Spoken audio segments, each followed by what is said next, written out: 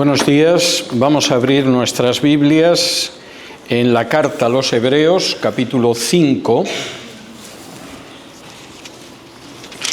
Hebreos, capítulo 5.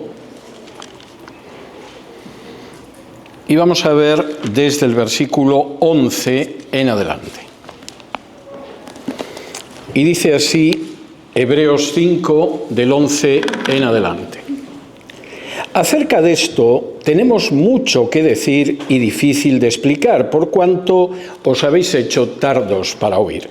Porque debiendo ser ya maestros después de tanto tiempo, tenéis necesidad de que se os vuelva a enseñar cuáles son los primeros rudimentos de las palabras de Dios. Y habéis llegado a ser tales que tenéis necesidad de leche y no de alimento sólido. Y todo aquel que participa de la leche es inexperto en la palabra de justicia porque es niño. Pero el alimento sólido es para los que han alcanzado madurez, para los que por el uso tienen los sentidos ejercitados en el discernimiento del bien y del mal. Por tanto, dejando ya los rudimentos de la doctrina de Cristo, vamos adelante a la perfección, no echando otra vez el fundamento del arrepentimiento de obras muertas, de la fe en Dios, de la doctrina de los bautismos, de la imposición de manos, de la resurrección de los muertos y del juicio eterno. Y esto haremos si Dios en verdad lo permite. Porque es imposible que los que una vez fueron iluminados y gustaron del don celestial y fueron hechos partícipes del Espíritu Santo y asimismo gustaron de la buena palabra de Dios y los poderes del siglo venidero y recayeron, sean otra vez renovados para arrepentimiento, crucificando de nuevo para sí mismos al Hijo de Dios y exponiéndolo a vituperio. Porque la tierra que bebe la lluvia que muchas veces cae sobre ella y produce hierba provechosa a aquellos por los cuales es labrada, recibe bendición de Dios. Pero la que produce espinos y abrojos es reprobada, está próxima a ser maldecida y su fin es el ser quemada. Pero en cuanto a vosotros, oh amados, estamos persuadidos de cosas mejores y que pertenecen a la salvación, aunque hablamos así. Porque Dios no es injusto para olvidar vuestra obra y el trabajo de amor que habéis mostrado hacia su nombre, habiendo servido a los santos y sirviéndolos aún. Pero deseamos que cada uno de vosotros muestre la misma solicitud hasta el fin para plena certeza de la esperanza, a fin de que no os hagáis perezosos, sino imitadores de aquellos que por la fe y la paciencia heredan las promesas. Porque cuando Dios hizo la promesa a Abraham, no pudiendo jurar por otro mayor, juró por sí mismo diciendo: de cierto te bendeciré con abundancia y te multiplicaré grandemente. Y habiendo esperado con paciencia, alcanzó la promesa. Porque los hombres ciertamente juran por uno mayor que ellos, y para ellos el fin de toda controversia es el juramento para confirmación.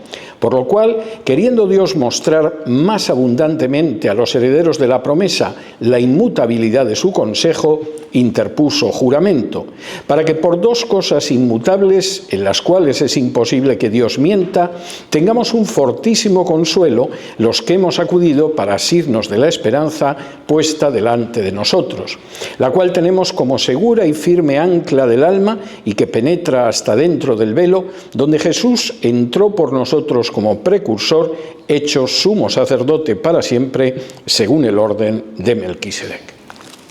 Como hemos estado viendo durante estas semanas, el autor de la carta a los Hebreos se manifiesta con lo que yo he dicho a veces que me recuerda a un acordeón. En algún momento ensancha doctrinalmente y de pronto vuelve a replegar y nos mete en cuestiones prácticas. Vuelve a ensanchar doctrinalmente y sube hasta las alturas y vuelve otra vez a replegarse en cuestiones muy prácticas.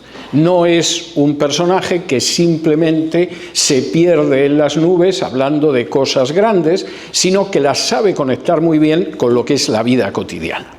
Y la semana pasada estuvimos viendo precisamente cómo regresaba hasta Cristo. Hace 2 semanas veíamos cómo hablaba de no ser como los israelitas en el desierto, estábamos en la cuestión práctica, volvió a ensanchar en la porción que vimos la semana pasada, hablando de Cristo como sumo sacerdote, y otra vez vuelve a cuestiones prácticas.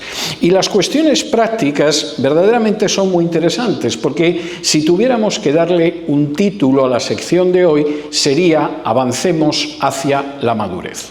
Y esto es algo que en algún caso habrá gente que le llame la atención.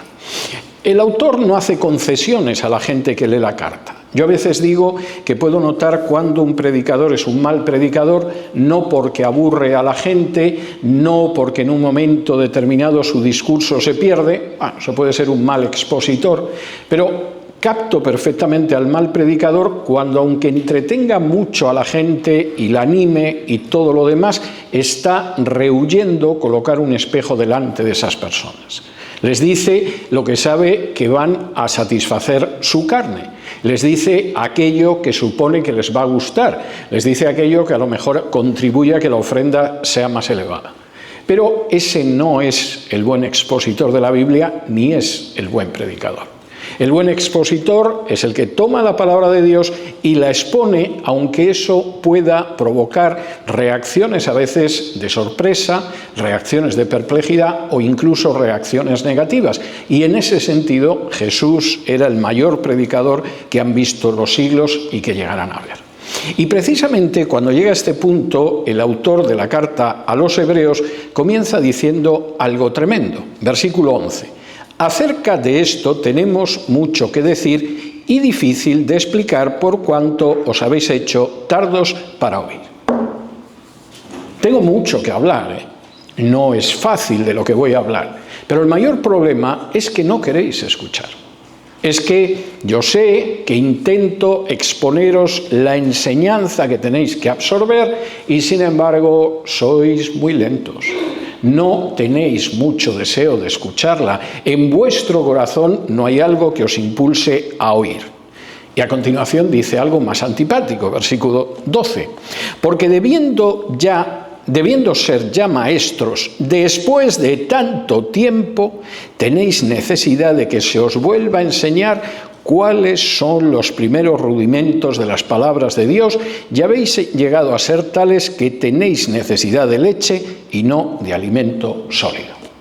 Vosotros os convertisteis posiblemente hará unos 20 y tantos, 30 años. Con 20 y tantos, 30 años en el Señor, tendríais que dominar la enseñanza de Jesús, el mensaje de las Escrituras, tendríais que ser verdaderos maestros, no solo conociendo, sino teniendo una capacidad desarrollada para poder enseñar a otros. ¿Y qué pasa? Que hay que empezar con vosotros por lo más sencillo. Deberíais de estar comiendo carne asada, y en estos momentos lo más que se os puede dar es un biberón. ¿Y eso qué significa? Versículo 13. Todo aquel que participa de la leche es inexperto en la palabra de justicia porque es niño, pero el alimento sólido es para los que han alcanzado madurez, para los que por el uso tienen los sentidos ejercitados en el discernimiento del bien y del mal. Tenéis un problema muy serio, no queréis escuchar. Cuando escucháis lo hacéis tarde, mal y nunca. Y eso indica que aunque ya tendríais que ser maestros de la palabra, no lo sois. En realidad, a vosotros hay que daros papillas todavía. Hay que daros la leche del biberón, porque sois incapaces de digerir aquello que tendríais que digerir. ¿Y por qué? Pues porque en última instancia, para poder digerir un alimento sólido, se requiere madurez. Y la madurez solamente viene del hecho de que uno tiene los sentidos ejercitados en discernir el bien del mal. Uno ha ido consiguiendo, seguramente con mucho esfuerzo, con mucha sumisión al Señor, con mucho estudiar y escrutar su palabra, el que los sentidos le permitan ver dónde está el bien y dónde está el mal. No siempre el bien y el mal es fácil de entender. Hay ocasiones que sí, si ves un acto de adulterio, si ves una persona que roba, si ves una persona que acepta sobornos, es evidente el bien y el mal. Pero hay muchas acciones que se pueden enmascarar. La envidia se puede enmascarar en que intentamos hacer bien a todos. La murmuración se puede enmascarar en que estoy descubriendo el mal, etcétera, etcétera, etcétera. Hay muchas conductas que tenéis que tener un discernimiento para saber si eso es una buena acción o es una mala acción. Y eso solo es posible cuando uno tiene los sentidos ejercitados. y eso exige una madurez. Y el problema, mis queridos hermanos hebreos, es que esa madurez no la tenéis. Tendríais que tenerla, pero no la tenéis. Y además sois muy lentos en el hecho de efectivamente ocuparos de avanzar hacia la madurez. Bueno, pero se supone que nosotros conocemos cosas. Vamos a ver, vosotros hay cosas que no conocéis. La primera, que la vida cristiana no es estática. La vida cristiana es dinámica. La vida cristiana no es quedarse en un punto, la vida cristiana es avanzar. La vida cristiana no es estar, es caminar. Y todo eso son términos que aparecen en el Nuevo Testamento. Y en el versículo 6 dice: por tanto, dejando ya los rudimentos de la doctrina de Cristo, vamos adelante a la perfección. Se podría traducir: pasemos adelante hacia la madurez, no echando otra vez el fundamento del arrepentimiento de obras muertas, de la fe en Dios, de la doctrina de bautismos, de la imposición de manos, de la resurrección de los muertos y del juicio eterno, y esto haremos si Dios en verdad lo permite. Mucha gente se queda en los rudimentos de la fe, algunos ni en los rudimentos, también hay que decirlo, y es muy triste. De pronto conoces algo sencillo de la fe cristiana, lo más elemental, el ABC. Es posible que en las clases de bautismo te hayan enseñado un poquito más. Si las clases de discipulado son decorosas, has aprendido un poquito más, pero esos son los rudimentos. No puedes pretender con eso avanzar hacia la madurez. Está muy bien si sabes sumar, restar, multiplicar y dividir, pero con ese conocimiento matemático tú no pones un avión en vuelo. Está magnífico, efectivamente, a lo mejor para moverte con la economía doméstica, que conozcas esas 4 reglas aritméticas: sumar, restar, multiplicar y dividir. Pero, sinceramente, con eso no se aprueba una ingeniería. No construyes un automóvil, no fabricas un automóvil. Y desde luego no llevas al hombre a la luna. Y aquí la idea es que los rudimentos hay que dejarlos atrás. Es una base que conocemos, pero tenemos que avanzar hacia la madurez. De manera que está muy bien que sepas que la vida cristiana empieza con la conversión y empieza con el arrepentimiento. Y está muy bien que sepas que hay que librarse de esas obras del pasado que eran obras muertas y que somos justificados por la fe en Dios.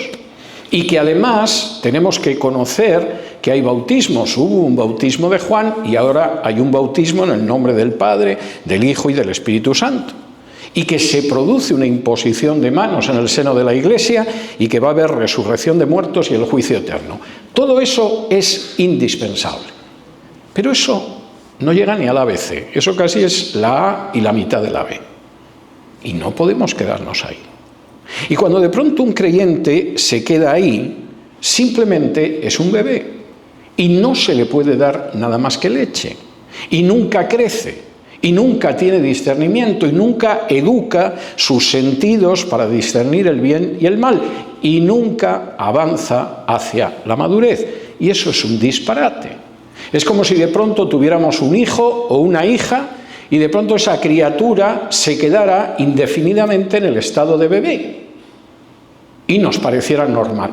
Son tan adorables los bebés, un poco sucios, un poco ruidosos, pero nos enternecen tanto que estaríamos dispuestos a que el niño no creciera. Tendríamos los nervios destrozados, intentando saber por qué el niño no crece y está ahí.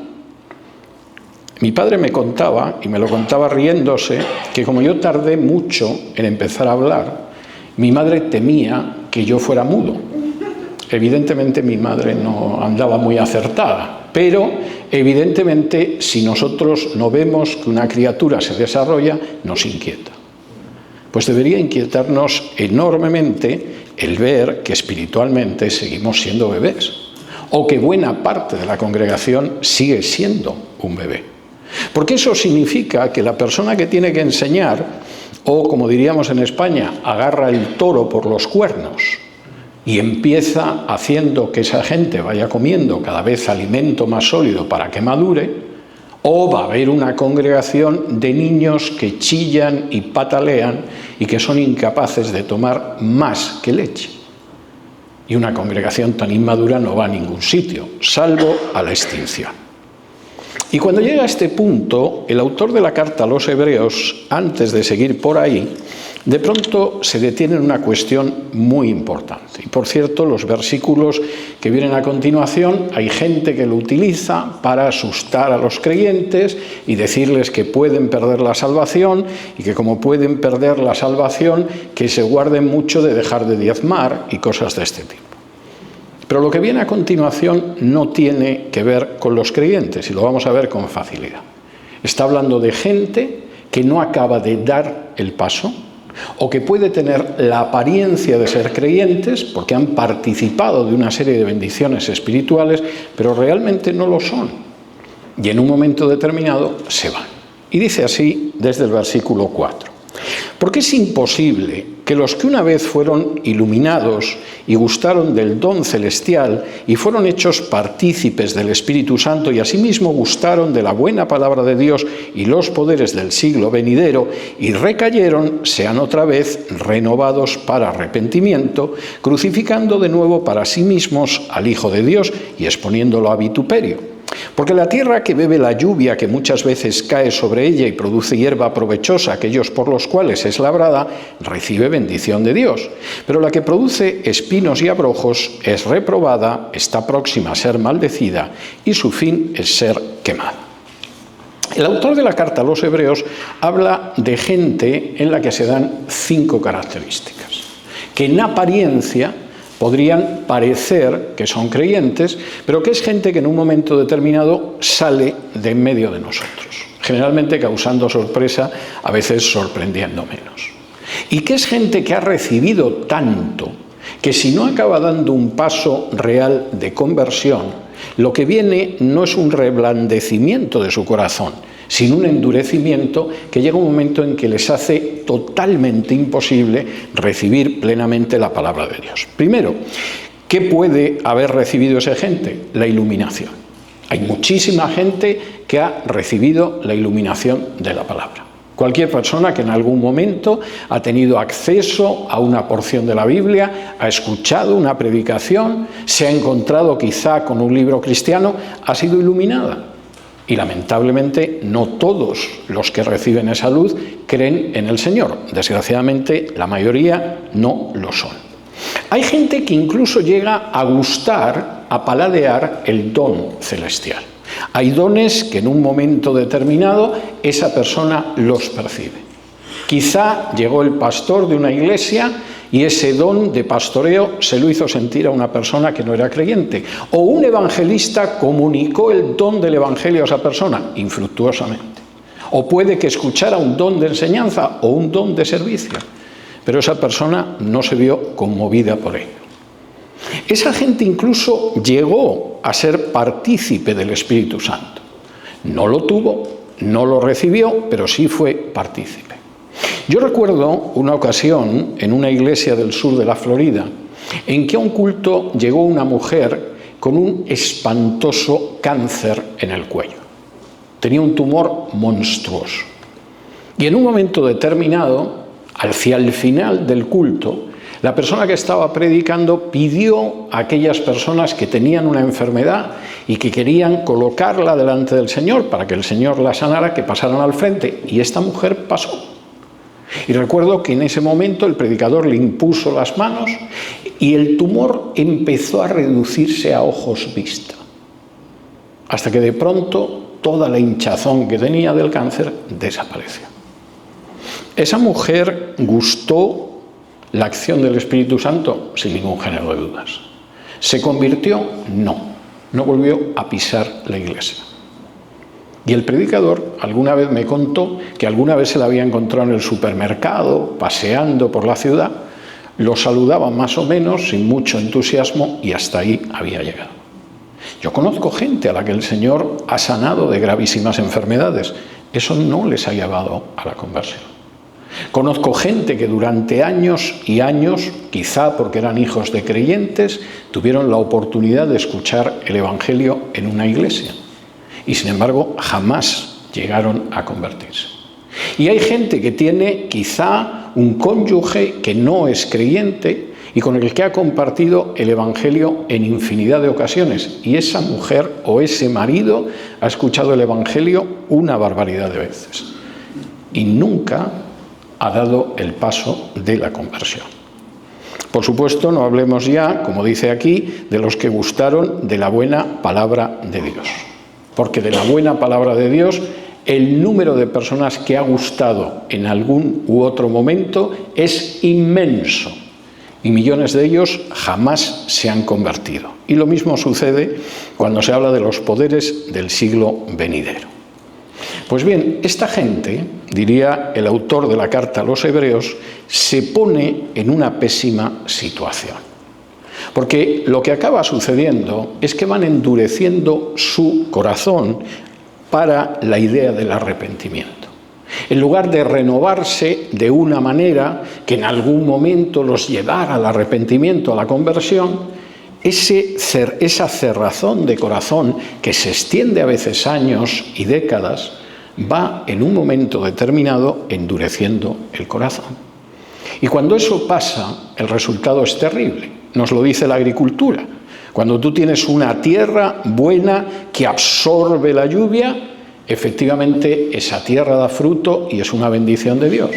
Cuando por el contrario tú tienes una tierra que no es buena y que lo único que da es espinos y abrojos, esa tierra está maldita y al final en muchos casos hay que quemarla para poder sacar algo bueno de esa tierra, lo cual es tremendo. ¿Y cómo puede suceder eso? Se preguntará alguno. Bueno, pues muy sencillo, porque en algún momento lo que pasa es que la gente que no está muy claro si son o no son, si son pero son carnales o en realidad no han sido nunca, finalmente acaban saliendo. Y acaban saliendo no porque los creyentes apostaten o porque los creyentes se puedan perder, sino por la sencilla razón de que nunca en realidad experimentaron una conversión. Si me acompañan a la primera carta de Juan, capítulo 2, primera de Juan, capítulo 2, y versículos del 19 en adelante. Y Juan sabe que ese problema la tiene la iglesia o el grupo de iglesias a los que está escribiendo. De pronto hay gente que se va, que salen de entre nosotros. ¿Pero qué pasa aquí? Y lo que dice es tremendo. Primera de Juan, capítulo 2, y versículos del 19 en adelante, dice así. Salieron de nosotros porque no eran de nosotros, porque si hubiesen sido de nosotros, habrían permanecido con nosotros, pero salieron para que se manifestase que no todos son de nosotros. Pero vosotros tenéis la unción del Santo y conocéis todas las cosas. Yo he conocido casos así a lo largo de mi vida. Gente que era del grupo de jóvenes en el que yo crecí cuando era un adolescente, que aparentemente creían, eran creyentes, que efectivamente parecía que eran chicos que en algún momento habían optado por convertirse, que por supuesto cantaban cuando todos cantábamos y si había que leer un pasaje de la Biblia lo leían, pero realmente acabaron saliendo de entre nosotros porque nunca fueron de entre nosotros. Recibían aquello y nunca se encontraron con una conversión. Y en un momento determinado acabaronse yendo. ¿Y esto no pasa con los creyentes? No. Y el autor de la carta a los Hebreos lo deja muy claro en el versículo 9. Porque después de hablar de toda esa gente que ha podido recibir tanto de Dios, pero no ha llegado a la conversión, que efectivamente corren el riesgo de endurecerse de tal manera que llegue un momento en que no haya solución para ellos, que en muchos casos han salido de entre nosotros porque no eran de nosotros, dice en el versículo 9, pero en cuanto a vosotros, oh amados, estamos persuadidos de cosas mejores y que pertenecen a la salvación, aunque hablamos así. Esa es la gente en apariencia. Y la gente que en un momento determinado, si continúa viviendo en la apariencia, pasará una línea a partir de la cual no hay manera de que puedan hacer nada. Pero vosotros sois distintos. Vosotros sí habéis creído. Vosotros sí habéis experimentado una conversión, vosotros sí sabéis lo que es el arrepentimiento, inicio de la vida cristiana, y acerca de vosotros estamos convencidos de cosas mejores, de cosas que pertenecen a la salvación, aunque hablemos de esta manera para referirnos a aquella gente. Y es que efectivamente hay un momento en que si uno no quiere escuchar la voz de Dios, acaba sucediendo algo parecido a la historia de los patos que se extraviaron. Yo no soy muy dado a contar estas historias, pero me van a permitir que la cuente. Hay una historia que contaba un filósofo escandinavo, que es una gente muy triste, pero que a veces dice cosas interesantes, como Kierkegaard, que hablaba de un pato que en un momento determinado, emigrando hacia el sur con una bandada de patos, se desvió y fue a parar a una granja. Y bueno, la idea es que cuando vengan los patos de regreso hacia el norte, con el buen tiempo me uno a ellos. Pero cuando al cabo de unos meses su bandada de patos fue hacia el norte, él consideró que se estaba muy bien en la granja y que podía esperar cuando se dirigieran dentro de unos meses hacia el sur para sumarse a ellos. Y así, unas veces porque iban hacia el norte y otras veces porque iban hacia el sur, el pato no se movía de un lugar donde tenía la comida en lo que era el patio de la granja, gratis, cómoda y sin tener que complicarse la vida para consumir pienso o beber agua. Y cuando habían pasado años y el pato se había puesto, era un patón, de pronto vio pasar de nuevo a la bandada de patos a la que él había pertenecido años atrás. Y sintió algo de nostalgia. Incluso movió las alas, pero había engordado tanto con el paso del tiempo que ya era incapaz de levantar el vuelo. Hay gente que no escucha el mensaje del Evangelio cuando todavía tiene posibilidad. Lo va dejando, cuando sea viejo, cuando ya no me gusten tanto las chicas porque he ido sumando años y entonces ya ni tengo fuerzas ni tantos deseos como cuando era un adolescente. Cuando no tenga que prepararme para el futuro y para mi retiro. Y como dice aquí, el problema es que en un momento determinado esa tierra se vuelve en baldía y ya solo sirve para ser quemada. Pero, gracias a Dios, como diría el autor, vosotros, oh amados, de vosotros estamos persuadidos de cosas mejores. ¿Y cuáles son esas cosas mejores? Acompáñenme a la carta de Romanos, capítulo 8. Y tengo que decir que es uno de mis pasajes preferidos de la Biblia. No es que yo me dedique a hacer un ranking, una lista de pasajes mejores o peores de la Biblia, pero todos tenemos pasajes de la Biblia preferidos y yo confieso que este es uno de mis pasajes preferidos. En Romanos capítulo 8 y versículos del 28 en adelante, Pablo habla de esas cosas mejores que son las nuestras y que tienen que ver con la salvación. Y que no son convertirnos en una tierra baldía que al final solo sirve para quemarla. Y dice así en Romanos capítulo 8 y versículos del 28 en adelante. Y sabemos que a los que aman a Dios, todas las cosas les ayudan a bien. Esto es, a los que conforme a su propósito son llamados. Porque a los que antes conoció, también los predestinó para que fuesen hechos conforme a la imagen de su Hijo, para que Él sea el primogénito entre muchos hermanos. Y a los que predestinó, a estos también llamó. Y a los que llamó, a estos también justificó. Y a los que justificó, a estos también glorificó. ¿Qué pues diremos a esto? Si Dios es por nosotros, ¿quién contra nosotros? El que no escatimó ni a su propio Hijo, sino que lo entregó por todos nosotros, ¿cómo no nos dará también con Él todas las cosas? ¿Quién acusará a los escogidos de Dios? Dios es el que justifica. ¿Quién es el que condenará? Cristo es el que murió, más aún, el que también resucitó, el que además está a la diestra de Dios, el que también intercede por nosotros. ¿Quién nos separará del amor de Cristo? ¿Tribulación, o angustia, o persecución, o hambre, o desnudez, o peligro, o espada? como está escrito, por causa de ti somos muertos todo el tiempo. Somos contados como ovejas de matadero. Antes, en todas estas cosas, somos más que vencedores por medio de aquel que nos amó.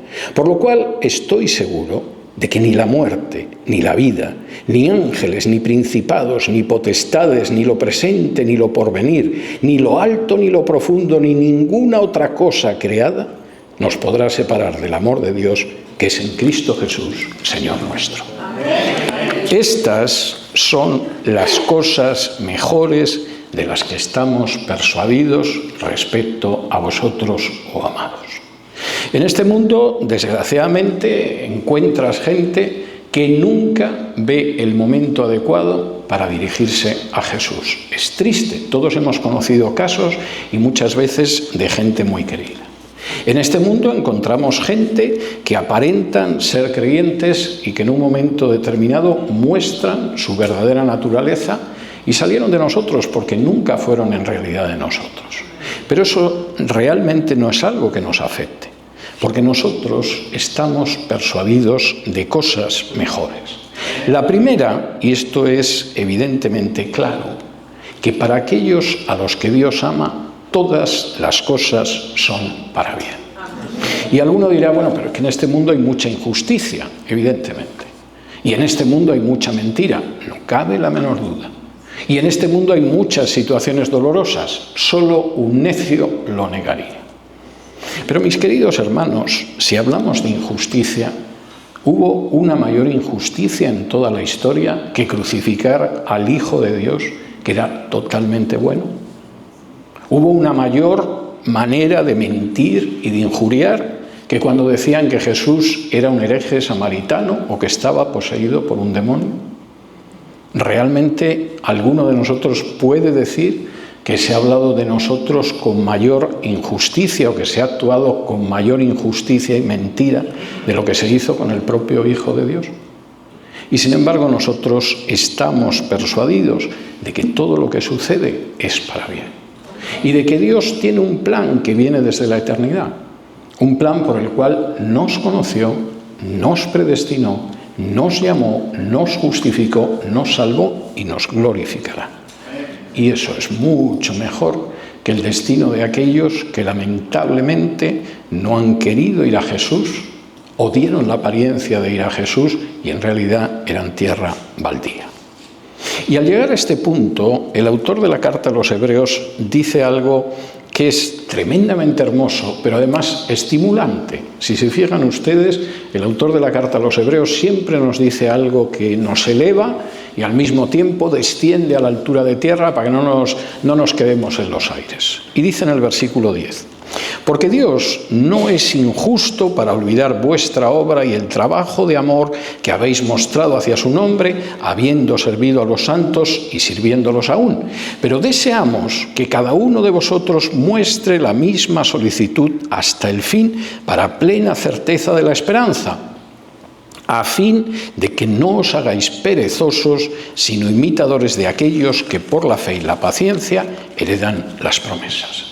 Es tremendamente hermoso que nadie tenga ni la más mínima sospecha de que Dios va a ser injusto con cualquier cosa que hayamos hecho sirviendo a nuestros hermanos y sirviéndole a Él.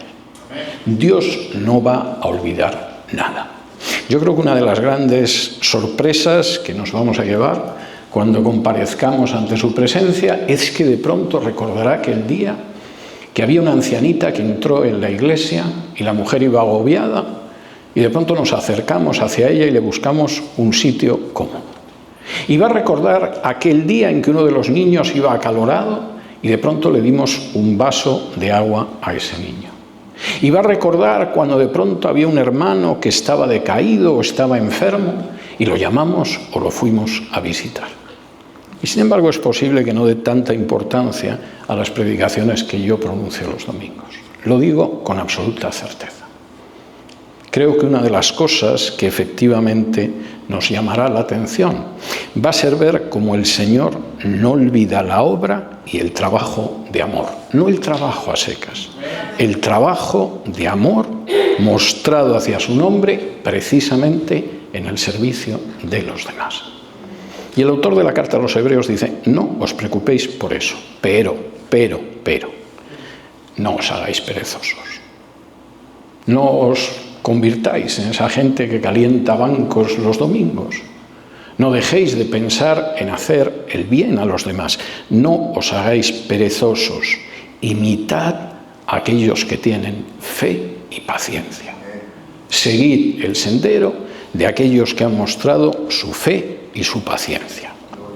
Y entonces este capítulo lo remata insistiendo en por qué hay que creer en las promesas de Dios. Y dice así desde el versículo 13. Porque cuando Dios hizo la promesa a Abraham, no pudiendo jurar por otro mayor, juró por sí mismo, diciendo, de cierto te bendeciré con abundancia y te multiplicaré grandemente. Y habiendo esperado con paciencia, alcanzó la promesa.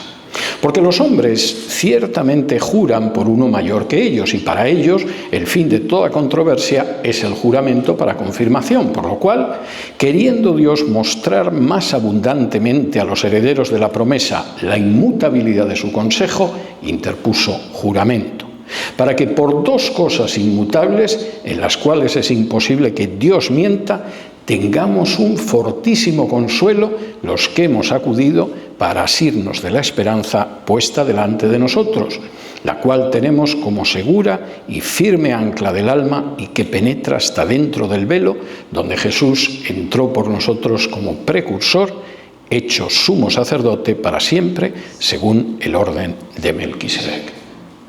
Lo que dice es algo que no tiene discusión. Por regla general, cuando la gente se compromete con algo, jura por uno mayor que ellos. Versículo 16.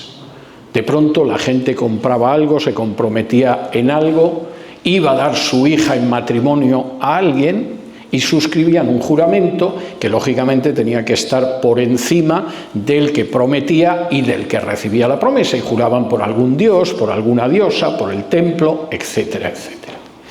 Y el autor de la carta a los Hebreos dice, bueno, el problema es que cuando Dios jura y cuando Dios se compromete y cuando Dios promete, no hay nadie por encima de él por el que pueda prometer. De manera que lo hizo por sí mismo. Y eso es lo que vemos en el caso de Abraham. Dios no jura por alguien superior, se compromete por sí mismo. Pero esto es algo muy importante porque es inmutable. Versículo 17. Lo que Dios nos ha prometido no va a cambiar.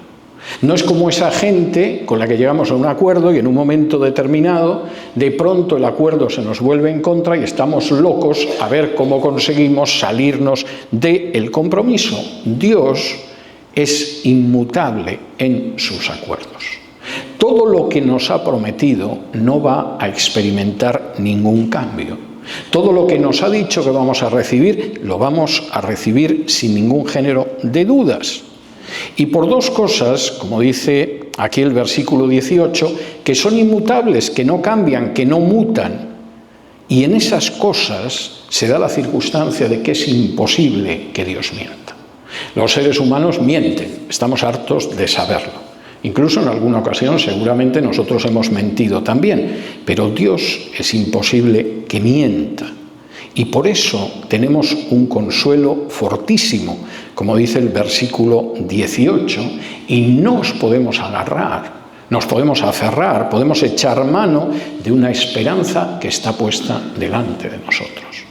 Nuestra vida no es una vida, aunque no sepamos ni siquiera lo que va a pasar dentro de 10 minutos, que está prendida en el vacío, que está amarrada con alfileres o con hilos.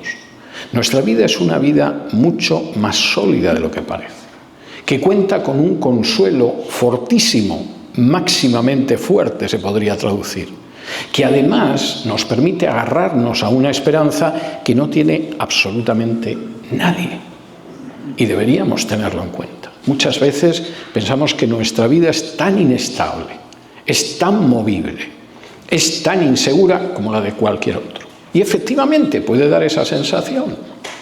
Miras el mercado de valores y es para echarse a temblar. Ves la inflación y no sabes cuánto va a subir. De pronto ve si la gente tiene o no tiene empleo y parece enormemente insegura su situación de trabajo, su situación laboral. Pero aquellos que creemos en el Señor sabemos que todas las cosas ayudan para bien. Sabemos que tenemos una esperanza puesta delante y sabemos que incluso en los momentos de dificultad hay un consuelo extraordinariamente poderoso. ¿Y todo eso por qué? ¿Porque vamos a clases de autoayuda? ¿Porque conocemos fórmulas mágicas? No, porque el ancla del alma, versículo 19, es el sacrificio de Cristo en la cruz. Y efectivamente, cuando soplan los vientos, cuando hay tempestades, cuando se desata el vendaval, cuando un huracán parece que se va a llevar por delante la nave en la que estamos, hay un ancla segura y firme, que es el hecho de que Cristo entró más allá del velo en el santuario, en el lugar santísimo. Al llegar justo a este punto, el autor de la carta a los Hebreos vuelve a mencionar que Jesús es un sumo sacerdote según el orden de Melquisedec. Y seguramente, puesto que es la segunda vez que lo menciona, estarán ustedes muy interesados en saber qué es eso de un sumo sacerdote según el orden de Melquisedec. Bueno, pues si están interesados, no se pierdan la apasionante predicación de la semana que viene, que tendrá el hermano Hugo sobre el capítulo 7 de la carta a los Hebreos, donde el autor de la carta a los Hebreos explica lo que es ser un sumo sacerdote según el orden de Melquisedec. Hoy tenemos que celebrar la Cena del Señor. Y la Cena del Señor nos recuerda muchas de las cosas que aparecen en el pasaje que hemos estudiado hoy de Hebreos. Si vamos, por ejemplo, a 1 Corintios, Pablo nos advertiría de que solo tomemos la Cena del Señor si estamos en comunión y si efectivamente no hay algo por lo que no hayamos pedido perdón a Dios en nuestras vidas. Tenemos que examinarnos, porque la persona que toma indignamente la Cena del Señor, como dice Pablo en 1 Corintios, puede caer enfermo e incluso morir. No es algo que no tenga importancia. Pero la Cena del Señor nos recuerda dos cosas que son extraordinariamente importantes y que nos reúnen aquí ahora mismo. La primera de esas cosas es el nuevo pacto en la sangre de Jesús, que permite que seamos limpios de nuestros pecados, que permite que al recibirlo por fe seamos justificados a través de la fe y que nos coloca en una relación de hermandad los unos con los otros. La segunda es el hecho de que vamos a seguir anunciando la muerte y la resurrección de Jesús hasta el final de la historia, hasta que Él venga. Domingo tras domingo habrá grupos de creyentes que vendrán detrás de nosotros o que ahora mismo se reúnen, que van a seguir anunciando el nuevo pacto basado en la sangre de Jesús y el hecho de que un día Jesús vendrá a por sus seguidores. Y eso es algo que nos llena de gozo en el primer día de la semana. Yo en realidad creo que no hay mejor forma de empezar la semana que participando todos juntos en la Cena del Señor, y es lo que vamos a hacer ahora. Vamos a dar gracias por los símbolos y a continuación aquellas personas que son miembros de una iglesia que efectivamente han sido bautizados con bautismo de adultos, pueden participar con libertad en la cena. Vamos a dar gracias por los símbolos.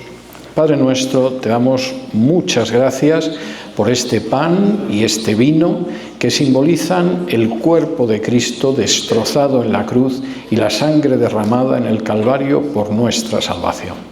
Te damos gracias porque una semana más podemos acercarnos a esta mesa, podemos acercarnos a esta cena del Señor y podemos hacerlo proclamando la salvación que hay en la cruz de Jesús, proclamando el nuevo pacto que tú habías prometido a través del profeta Jeremías y proclamando que un día Jesús volverá y nos llevará con él.